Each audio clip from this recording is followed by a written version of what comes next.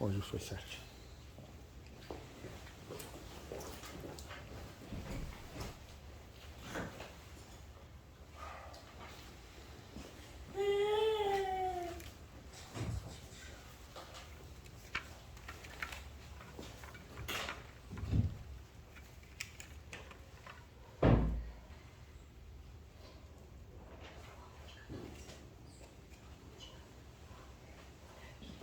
Em nome do Pai, do Filho e do Espírito Santo. Amém. Amém. Sejam todos bem-vindos à nossa Igreja Ortodoxa Grega de São Miguel Arcanjo. É uma alegria grande ter vocês aqui hoje. Estou vendo alguns rostos novos, sejam muito bem-vindas. Né? Vamos ver a família reunida. É uma alegria. Também ter você de novo conosco, Luzia, depois de um certo tempo, que você não pôde vir. Então, doutor, também obrigado por ter vindo. Uma alegria. Quando nós temos bastante gente assim na casa de Deus, nos anima, faz com que nós criamos uma alegria maior, porque nós estamos em meio ao corpo de Cristo, que é a igreja. Bom, hoje nós tivemos a epístola que o Dr. Jean leu, o evangelho que eu li, e eu vou fazer uma síntese de todas essas histórias que são contadas na Bíblia, para que nós possamos ser evangelizados a cada dia, para que nós possamos ser como crianças todos os dias no sentido da fé. Para nós melhorarmos a nossa fé, melhorarmos o nosso entendimento, melhorarmos a nossa consciência do que é Deus. Apesar que Ele não é uma coisa, Ele é o tudo, Ele é o todo. Ele está em tudo, até nas pedras Ele está, que tudo é criação dele. E nós somos a melhor e mais perfeita criação de Deus. Vocês veem, na epístola, que o Dr. Jean leu, fala sobre o milagre que Deus fez na vida do Pedro. Mas Ele permitiu que o Pedro fosse preso junto com os outros, para que ele pudesse evangelizar na prisão. E ele, não se esqueçam que Pedro sempre foi um cara bravo. Puxava a espada por qualquer coisa. Vocês lembram que um pouquinho antes da crucificação, o servo do sumo sacerdote perdeu a orelha. Lá foi Cristo, novamente, pôs a orelha de novo no servo. Mas vocês veem que o trabalhar de Deus na vida da pessoa faz com que ela se modifique, se molde, como barro. Nós somos como barro. E Ele é o oleiro. E nós seremos aquilo que Ele quer. Porém, como Ele nos deu o livre-arbítrio, o mais interessante em tudo isto é que Ele nos dá a oportunidade da escolha. Você quer me servir com amor? Você quer ter a mim como Deus? Ele te dá essa opção de você querer ou não querer. Obviamente que aquele que caminha no caminho estreito tem as suas dificuldades, que quanto mais se serve com honra a Deus, mais obstáculos nós temos. Por quê? Nós temos um inimigo em comum, que se chama Satanás. Vocês sabem o que significa no hebraico Satanás ou Satã, como fala no hebraico? É o opositor, é o dificultador, é aquele que sempre está ali para atrapalhar. Muito bem. Por isso nós não devemos ter medo dele. Porque se nós estamos com Cristo, nós somos de Cristo e estamos em comunhão com Cristo, foi como Santo Antão disse: se vocês tivessem poder para me matar, não precisava de tantos de vocês aqui. E eles se enraiveceram e foram embora a hora que Santo Antão, pai dos monges, expulsou eles de lá. Mas voltando ao cárcere do Pedro, vocês veem que os apóstolos, os discípulos poderiam ter fugido.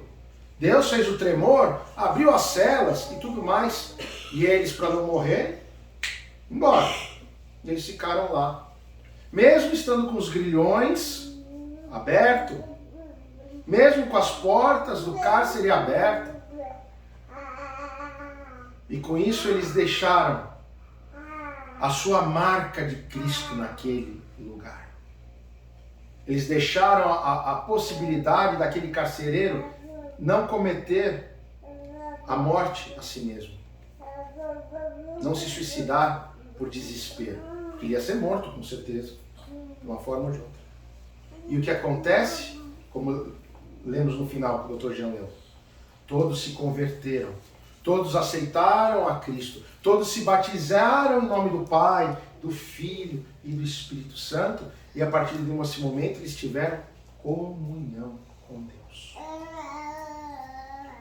Muito bem. Então esse é o primeiro ponto. Isso é para vocês verem que mesmo no pior lugar, Cristo está. Cristo está sempre presente nas nossas vidas, no momento do sorriso ou do choro. Do momento que você tem tudo e que você está sem nada, que você está no fundo do poço. Só que Ele é a luz do fim do túnel. Ele é a esperança.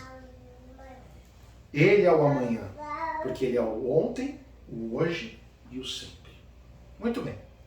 Aí vamos falar do Evangelho, do cego. Nós lemos e relemos ali várias vezes perguntando: esse é cego de nascença, não é cego de nascença? Ele é discípulo, ele não é discípulo? Quem fez, não fez? Foi de sábado, não foi de sábado? Podia, não podia? Enfim, fizeram todo esse alarde, esse escândalo para tentar desfazer a graça de Deus através de Jesus Cristo, que ele como homem naquele momento estava imbuído da graça de Deus, porque nós temos que pensar que Cristo, ele nesse momento ele é homem e é Deus, é o Verbo que se faz carne. E vocês veem, só tem uma frase nesse evangelho que é necessária de toda essa história. Eu não sei onde está, eu não sei quem ele é, eu só sei que ele me curou. Eu sei que eu não via e agora vejo. Então, hoje, nós com a graça do bom Deus, podemos ter alguma dificuldade de visão, os que usam óculos como eu, mas nós enxergamos com os olhos humanos. Mas será que nós enxergamos com os olhos espirituais? Uma boa pergunta. Vocês já pensaram nisso? Então, existe um motivo para cada coisa acontecer na nossa vida. Como também está. Ele nasceu cego para que o Cristo pudesse vir e fazer ele enxergar. E ele usa a figura ali do que ele usa o barro. Por quê? Do pó viestes, ao pó voltarás. O Adão não foi feito do pó da terra? Então, isso é para mostrar duas coisas. Que a matéria, a graça de Deus está em tudo. Número 1. Que ele podia ser curado por aquele barro e pela saliva do Cristo, porque ele era Deus. E ele materializou o milagre através da saliva, que é a água e a terra. E ali fez o barro. Quem já assistiu alguma vez o filme dessa passagem é muito emocionante. E aí o que eu quero dizer para vocês é o seguinte: ele poderia ter usado qualquer outra coisa para curar. Mas por que vocês acham que ele usou o barro, a terra, esses dois elementos, e a água? A mística disso, a espiritualidade disso. Por dois motivos. Para mostrar que apenas do mesmo material que nós somos feitos, nós podemos ser curados. E não dá para um oleiro moldar um vaso sem o barro, sem a terra e sem a água. Então, ele aqui quer dizer o seguinte: que o cego tinha uma missão e que cada um de nós tem uma missão. Que da mesma forma que ele usou a água e a terra para poder moldar e fazer aquele homem enxergar, ele quer fazer a mesma coisa para cada um de nós. Só que nós precisamos aceitar. Deixa o neném. E permitir. Cuidado só que ele vai queimar a mão na vela. Entendeu? Então, isso é importante. Nós temos que modificar essa situação na nossa vida. Enxergar com os olhos espirituais. Querer ser moldados por Deus. Entender o que Deus quer de cada um de nós. O porquê que é assim ou não é assim nas nossas vidas. Por que nós estamos passando por esse motivo? Tudo tem um porquê nessa vida. Nada é aleatório. Porque senão Deus seria um Deus maluco. Deu vontade de fazer o povo lá embaixo sofrer, que somos nós, e ele vai fazer sofrer. A vida não é isso. Então, são escolhas. Então, o que eu digo a vocês é o seguinte. Nós temos a escolha de nos converter todos os dias. Nós temos a escolha de ajudar o nosso próximo todos os dias para poder cumprir o segundo e o primeiro mandamento, que são tão importantes. São os mais importantes. E nós temos a possibilidade de aprender com a vontade de Deus na nossa vida e evoluir espiritualmente. E aí entra o enxergar espiritual de cada um de nós. Portanto, eu quero que vocês hoje saiam daqui pensando essas três coisas. Vou começar a observar como Deus quer me moldar. Como o oleiro molda o vaso. Quero ser um vaso bem moldado para poder estar repleto do azeite puro que é o Espírito Santo. Quero poder, na dificuldade ou na alegria, levar a boa palavra e o bom exemplo como semblante de Cristo a todas as pessoas. E o mais importante, que está nas entrelinhas da epístola, Pedro, apesar de todo o seu nervoso, o seu jeito de ser, vocês veem que ele fica quieto, humilde, sentado, e aceita aquela situação por amor a Cristo. Né? Então, que a gente saiba fazer esse exercício de paciência, que é muito difícil, eu falo por mim, como eu falo por mim, de suportar as dificuldades. E a gente conseguir crescer. Porque sabe, amados, eu vou dizer uma coisa. São Miguel, nossa igreja, é uma igreja pequena visualização, escondidinha aqui na chácara e tudo mais. Mas veja, se eu, enquanto sacerdote, ganhar as vidas que aqui estão, que estão com vontade de receber a palavra de Deus, de receber o corpo e o sangue de Cristo, e de ouvir as minhas palavras de homilia, que eu tento fazer com todo amor e carinho para vocês, e para quem também nos assiste, apesar de nós sermos diminutos, uma gota no oceano,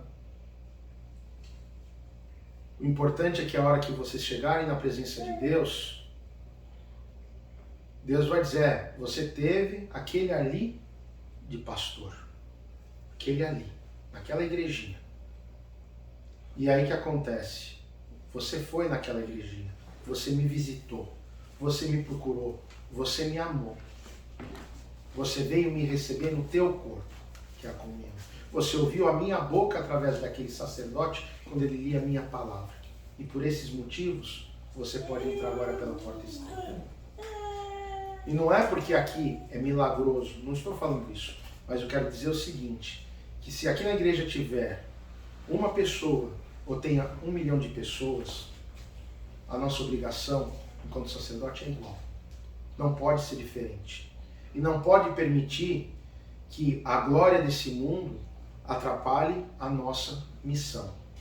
Nós somos apenas servos que zelamos pela casa do Senhor. Porque ela não é nossa. Nós somos filhos. Filhos bem recebidos.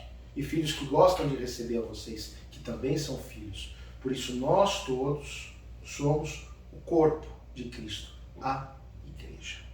Então, amados, pensemos assim hoje, nessa mudança dos nossos olhos espirituais. Vamos abrir os nossos olhos através do amor, do carinho, da compreensão, das boas leituras bíblicas, do conhecimento, de tudo isso, para que Deus haja, trabalhe na nossa vida e nós possamos crescer cada dia mais e mais e possamos estar com o nosso coração cada dia mais aberto para receber o Espírito Santo. Aliás, nós aí já estamos chegando em Pentecostes. Essa semana que entra, nós vamos ter a ascensão do Cristo. Na hora que ele, junto com os apóstolos, ele sobe e aparece Moisés e Elias, né? Que é a preparação antes da descida do Espírito Santo. Na hora que o corpo dele fica luminoso. Mas isso é uma outra explicação para domingo que vem. Tá? Então, pensemos assim, vamos mudar os nossos olhares, os nossos corações, as nossas ações, sendo mais desprendidos dessa terra e mais presos ao Cristo, que é o que interessa. Viu? Pronto. E é isso, gente. Tá vendo? Isso é uma bênção. As crianças na igreja, tá vendo? Elas tiram os nossos sorrisos. Traz a alegria do Cristo menino para nós, porque elas são anjinhos, bênçãos. E é isso. Vamos agora tomar a comunhão, aqueles que são batizados em nome do Pai, do Filho e do Espírito Santo, né? E que seja uma comunhão que toque os nossos corações e abra os nossos olhos espirituais. Vamos lá, seguir. Pode usar esse microfone aqui mesmo, para poder colocar as coisas sujas. Espera, que eu não sei se tem aqui ainda, aqui na aberta. Tinha, aí. Então, pode abrir esse. Pega uns não abrir tudo que não suja.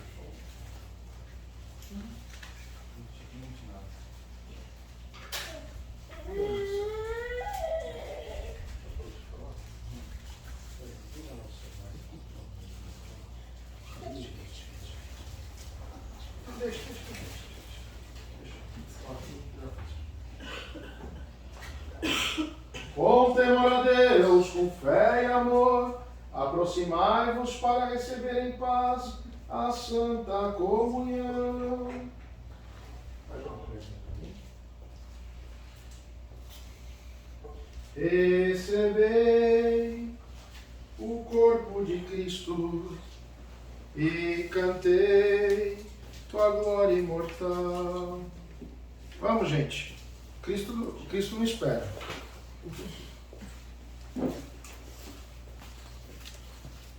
Vou segurar aqui um pouquinho, possível? Recebe o corpo e o sangue de Cristo, servo de Deus Leandro, para a remissão dos pecados e a vida eterna. Amém. É melhor você vir do outro lado. Mãe, como é que você chama? Micaela, tá certo? É padroeira. Pois é, Micaela, eu sou Miguel. Recebe o corpo e o sangue de Cristo, a serva de Deus Micaela, para a remissão dos pecados e a vida eterna. Amém. Isso. Recebe o corpo e o sangue de Cristo, a serva de Deus Luzia, para a remissão dos pecados e a vida eterna.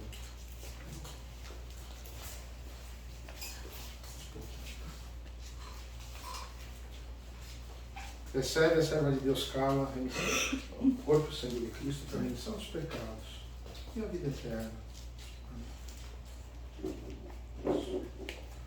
Recebe a serva de Deus Júlia, o corpo e o sangue de Cristo para a remissão dos pecados e a vida eterna.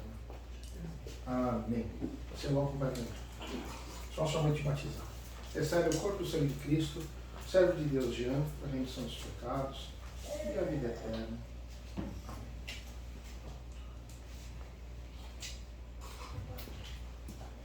Salva, Deus, o teu povo, e abençoa a sua herança. Vimos a luz verdadeira, recebemos o Espírito Celeste, encontramos a fé justa, adorando a indivisível Trindade, porque ela nos salvou perpetuamente, agora e sempre, e pelos séculos dos séculos.